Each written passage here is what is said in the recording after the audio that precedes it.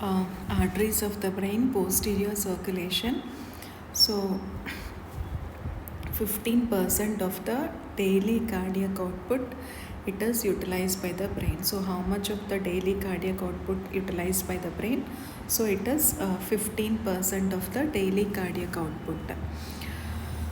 So there is a high oxygen and nutrient demand of the brain, so that is why it is supplied by two arterial systems. So because of the high oxygen and nutrient demand of the organ, it is supplied by two arterial systems. So here about the posterior arterial blood supply to the brain. So this posterior arterial blood supply, so this is derived from the vertebrobasilar system.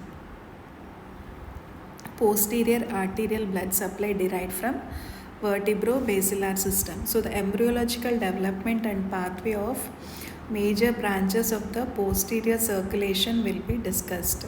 So additionally, the major point of communication between the anterior and posterior circulation, the circle of Willis, will also be addressed. And then the embryology of the posterior circulation. So the posterior circulation, it is formed in a distal to proximal fashion. Posterior circulation, it is formed in a distal to proximal fashion, that is from posterior communicating and posterior cerebral, basilar and vertebral. Okay,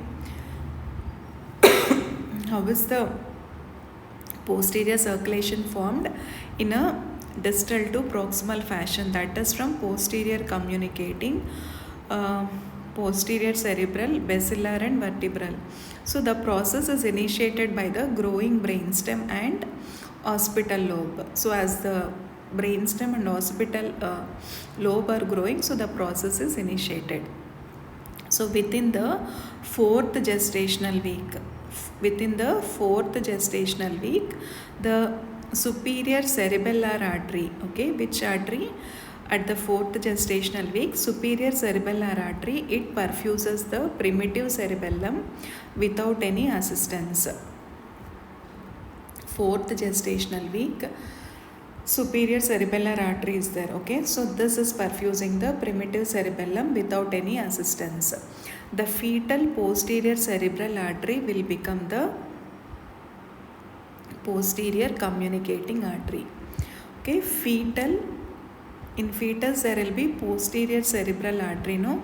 So this fetal posterior cerebral artery, it will become the posterior communicating artery. So it fuses with the adult posterior cerebral artery, which is formed from the fusion of the nearby adjacent embryonic vessel. So in fetus, the cerebral artery is there, no? Posterior cerebral artery. So this will become the posterior communicating artery. So this fuses with the posterior cerebral artery. So this posterior cerebral artery, no, this is formed by the fusion of nearby adjacent embryonic vessels. So two parallel neural channels form carotid vertebrobasilar anastomosis via the hypoglossal, otic, proatlantal and trigeminal arteries. Two parallel neural channels form parallel neural channels. Okay, so what are the two parallel neural channels? They form the carotid vertebrobasilar anastomosis via the hypoglossal, otic, proatlantal and trigeminal arteries. In the fifth gestational week, the neural channels fuse to form the proximal portion of basilar artery.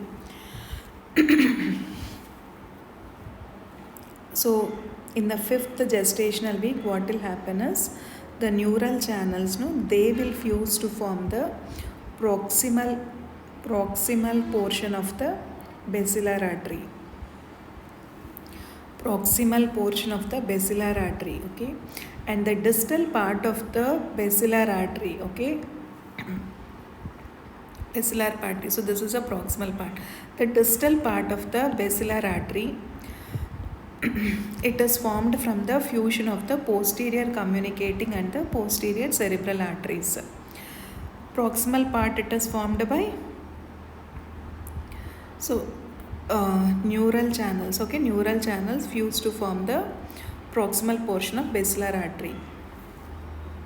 So the aforementioned hypoglossic, otic and trigeminal arteries, they break down after the posterior communicating artery initiates contact with the distal basilar artery.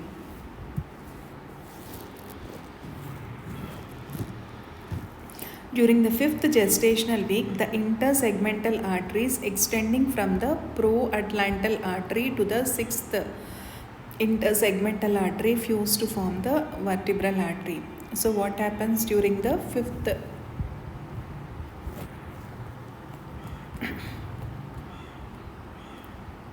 So during the 5th gestational week, what will happen is the intersegmental arteries from the proatlantal artery, okay, from the proatlantal artery, the intersegmental arteries to the 6th intersegmental artery. So all these fuse to form the vertebral artery.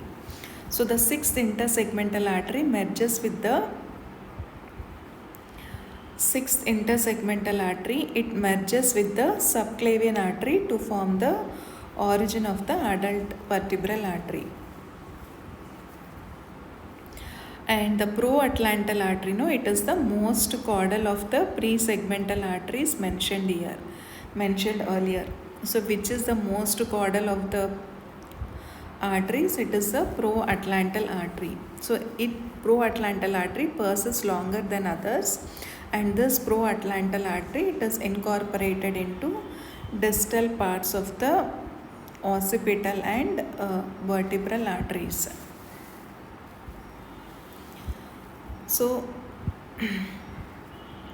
posterior blood supply, vertebral artery and its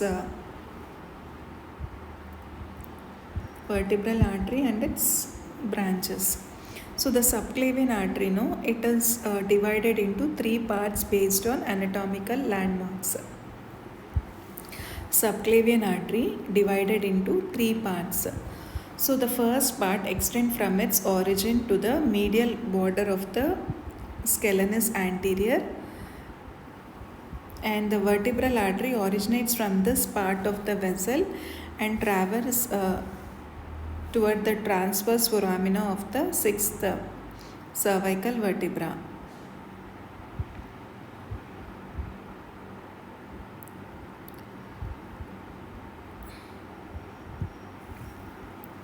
So this will be the so this is a common carotid artery. So next will be the vertebral artery. So this vertebral artery, no, which is green in color. So first part of the vertebral artery extends from the medial border of scalenus anterior. So originate from this part of the vessel, and it is traveling superiorly towards the transverse foramina of the 6th cervical vertebra. So this is the 7th cervical. So this will be the transverse foramina of the 6th. Okay, so this will be the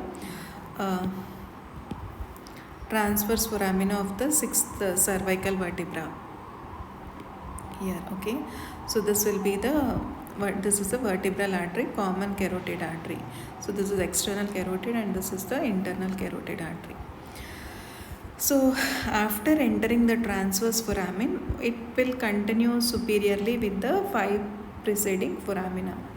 So 5 will be there, no? So it will, after that the vessel has numerous anastomoses from the branches of the deep cervical arteries, from the costocervical trunk and from the thyrocervical trunk. Okay, so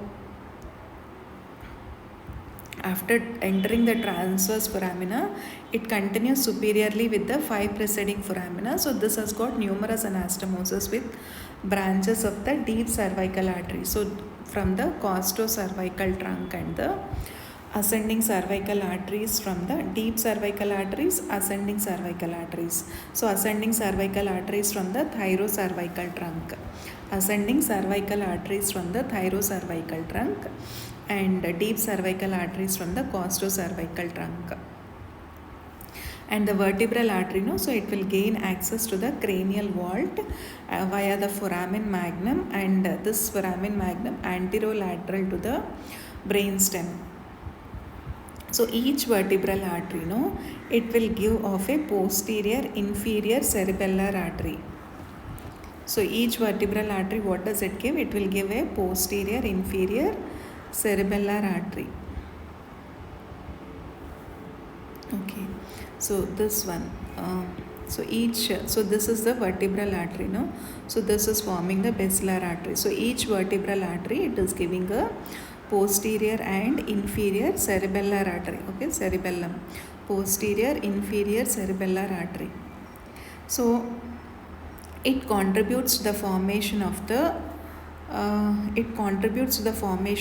anterior spinal artery via tributaries that converge in the midline anterior to the medulla oblongata. So it will give the anterior from vertebral arteries. What we are getting the anterior spinal artery. So posterior inferior cerebellar artery we are getting, and we are also getting the anterior spinal artery. And contributes meningeal branches near the foramen magnum that supplies the falx cerebelli and the surrounding bone. So this vertebral artery, so this vertebral artery, so this also gives meningeal branches. Okay, so this meningeal branches here, so this meningeal branches, they supply the falx cerebelli, and also this also it is supplying the surrounding bone. And then may give of the posterior spinal artery, although this vessel usually arises from the posterior inferior cerebellar artery. So vertebral artery will also give the so it is giving anterior inferior cerebellar artery, it is giving anterior spinal artery. So it can also give the posterior spinal artery, but this posterior spinal artery usually arises from the posterior inferior cerebellar artery. And this also gives of the medullary arteries that perfuse the medulla oblongata. So this also gives the medullary arteries which perfuse the medulla oblongata. So what arteries it is giving? Vertebral artery, posterior inferior cerebellar artery, it is also giving anterior spinal artery, and it also gives posterior spinal artery, or posterior spinal arteries may arise from the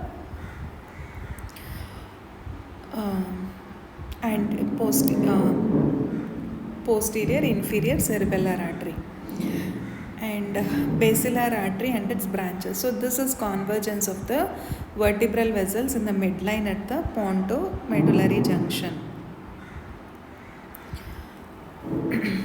So vertebral vessels, so this will converge. So where does this vertebral vessels converge? At the pontomedullary junction. So there they form the basilar artery. So the green one, so this is the basilar artery. So this is a relatively large vessel. What is basilar artery? It's a relatively large vessel. So that descends along the ventral surface of the pons in its basilar groove.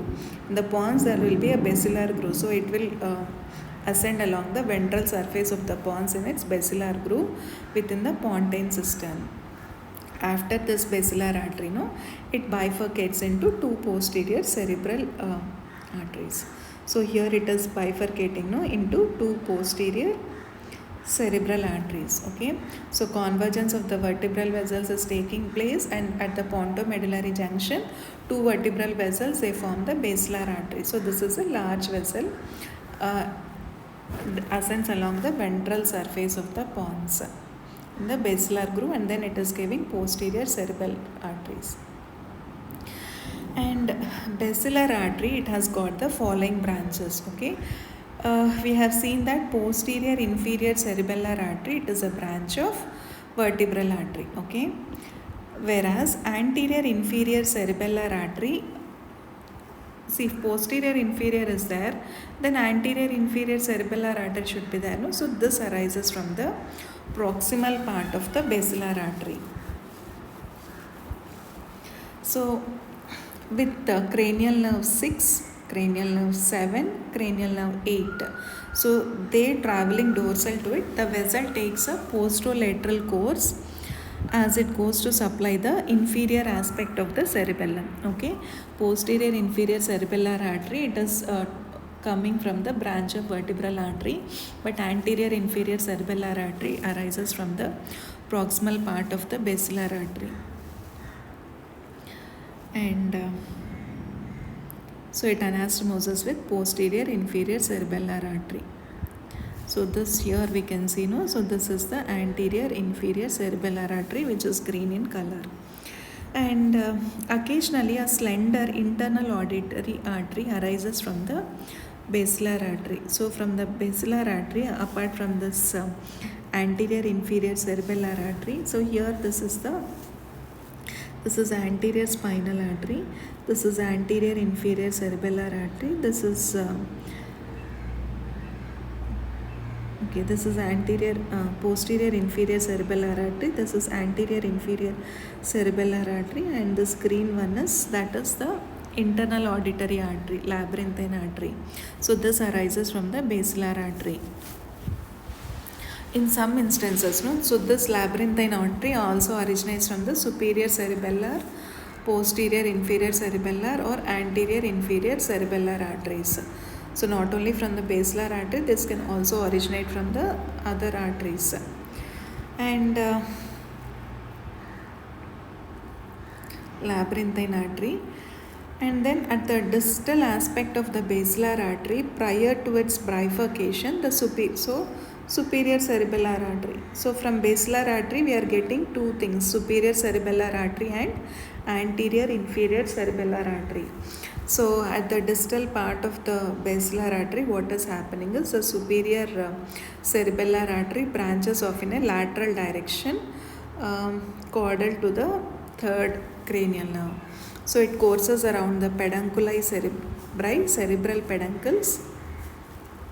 So superior cerebellar artery courses around the pedunculi cerebri, cerebral peduncle. So it passes below cranial nerve fourth to the superior aspect of the cerebellum. Okay, so below cranial nerve fourth, it will go down below the cranial nerve fourth.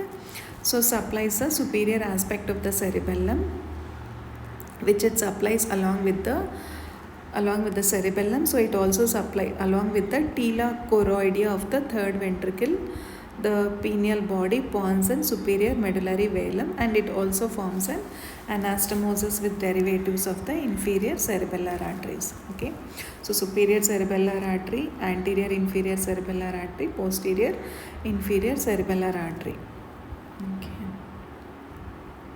After that, the basilar artery also gives off numerous pontine arteries from its lateral surface. So all these are the pontine arteries, so it's green color. Okay,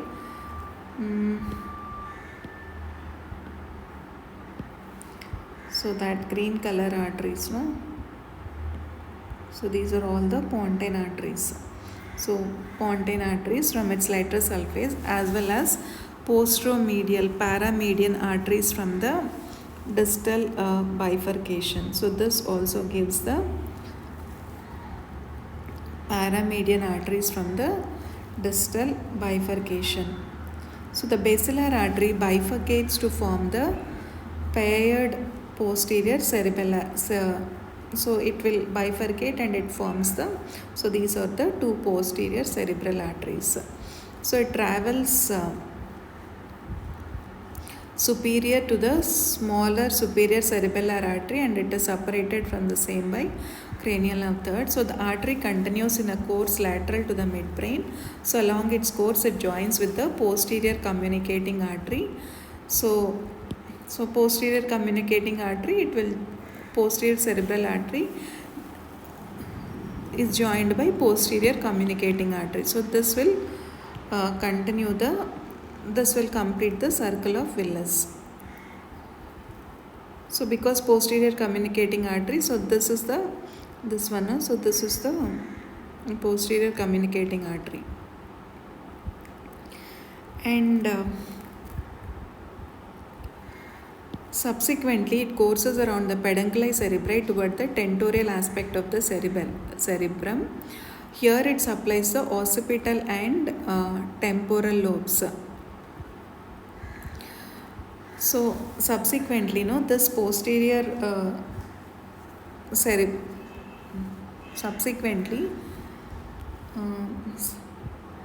this posterior cerebral artery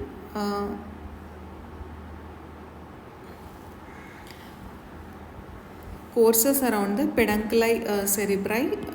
So this toward the tentorial aspect of the cerebrum. Here it supplies the occipital and temporal lobes. Okay, so this posterior cerebral artery is supplying the which lobes? It is also supplying the occipital lobe as well as the temporal lobes. Like the middle and anterior cerebral arteries, the posterior cerebral artery, so this also has got cortical and central branches. So posterior cerebral artery also has got cortical branches and central branches. Posteromedial central arteries arising from the proximal posterior cerebral artery. So from the posterior cerebral arteries, what are arising? Posteromedial central arteries and posterior communicating artery enter the substance of the brain via the posterior perforated substance.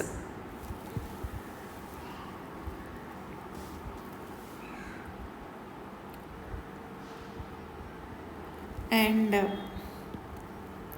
via the posterior. So these they go on to perfuse the lateral wall of the third ventricle, globus pallidus, along with the anterior thalamus and its associated subthalamus. So what are they perfusing? This posterior medial central arteries and posterior communicating arteries. They perfuse the lateral wall of the third ventricle, globus pallidus, anterior thalamus and its associated subthalamus. The lateral geniculate body and posterior portion of the inferior horn are supplied by the posterior choroidal segments of the posterior cerebral artery, and the fornix along with choroid plexus of lateral and third ventricles supplied indirectly by the posterior communicating artery. So the posterior communicating artery supplies the fornix and choroid plexus of the lateral and third ventricle. So lateral ventricles are there and third ventricle is there. So these are supplied by which artery? Posterior communicating artery. So anterior thalamus is supplied by the posterior communicating artery. Subthalamus also by that, and globus pallidus is also supplied by the posteromedial central arteries and posterior communicating artery. And the temporal cortical artery supplies the, so because this posterior cerebral artery, so this is giving the cortical arteries and central arteries, so it is giving the temporal cortical artery, so it supplies the parahippocampal uncus along with the medial and lateral occipitotemporal gyri, and occipital cortical arteries perfuse the posterolateral region of the occipital lobe along with the cuneus and lingual gyrus. Finally, the parieto-occipital branches bring oxygenated blood to the precuneus and cuneus. Collectively, the artery supplies the visual pathway. So because this posterior cerebral artery, finally it supplies a visual pathway, temporal cortical artery and occipital cortical artery. And It should be noted that alphanumeric nomenclature exists for the posterior cerebral artery. So from the origin of the vessel at the basilar bifurcation to the junction with the posterior communicating artery, it is known as P1. Okay, so from the origin to this posterior communicating artery, it is P1. The P2 segment extends from the junction with the posterior communicating artery to the segment in the perimesencephalic cistern, and P3 segment continues in the calcarine fissure.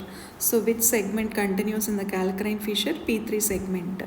P2 segment extends from the junction with the posterior communicating artery from here to the segment in the perimesencephalic cistern.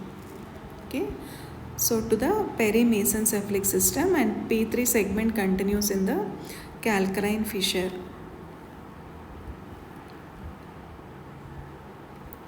And there is a major communication between the dual supply to the brain. So anterior communicating artery provides communication between the contralateral anterior cerebral arteries. So posterior communicating artery bridges each ipsilateral internal carotid with the posterior cerebral artery. So the completed structure is known as circle of Willis. And circle of Willis, it will surround the optic chiasm and infundibulum. So where does this circle of Willis circle? The optic chiasm and infundibulum, as it rests within the interpeduncular cistern. So where does it rest? Interpeduncular cistern. It surrounds optic chiasm and infundibulum. So circular anastomosis, alternative route for blood flow in the event of vascular occlusion. So brain is supplied anteriorly by the internal carotid artery, and posteriorly it is supplied by the vertebrobasilar system. So formation of the arterial supply to the brain spans the 3rd to 7th gestational weeks and involves both the vasculogenic and angiogenic process. Circle of Willis is believed to function as a pressure relief system that can accommodate additional flow. And so posterior cerebral artery is divided into 3 segments.